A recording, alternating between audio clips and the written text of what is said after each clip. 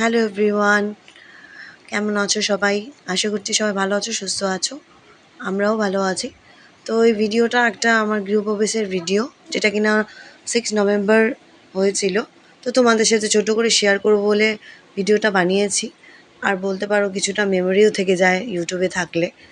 তো এই হচ্ছে আমার বাড়িতে পুজোটা দেওয়া হয়েছিল, ছোট করেই সত্যনারায়ণ পুজো। আর সেখানে আমি উপোস করেছিলাম বাবা মার সাথে। আর ওদিকে আমার সবার বাড়িতে সবাই এসেছিল।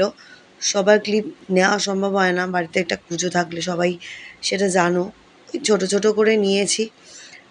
আর পুজো দেখতে আমার খুব ভালো লাগে, সিন্নি খেতেও ভালো লাগে, আর আরতি স্পেশালি দেখতে ভালো লাগে, সেটা দুর্গা পুজো হোক বা আর এখানে আমি আমার ভয়েসটা কাট করে দিয়েছি, কারণ ঘন্টা ফন্টার আওয়াজ হচ্ছিলো, তাই নতুন করে আবার ভয়েস দিচ্ছি।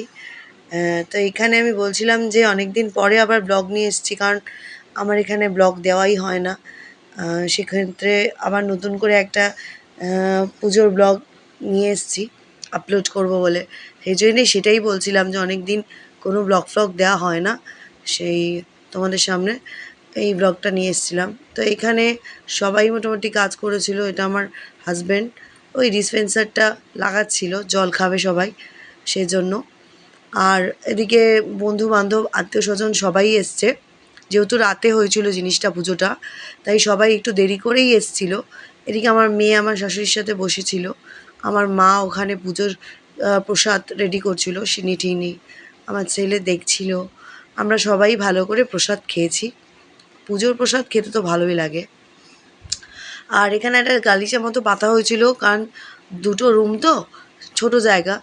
তো বাইরের ঘরটাতে চেয়ার ফেয়ার রেডি করা ছিল, টেবিল রেডি করা ছিল, আর একটা ছোট সোফা ছিল। সেজন্য ভেতরটাতে একটা গালিচা পাতা হয়েছিল যদি কেউ বসে। আর ওখানে আমার আরাধ্য দেবতা গোপালের পুজো হয়েছিল। খাওয়ার হয়েছিল তোমার সবই নিরামিষ, ফ্রাইড রাইস, আলুর দম, চাটনি, বেগুনি, আর পাঁপড়, তরকারি সবই ছিল।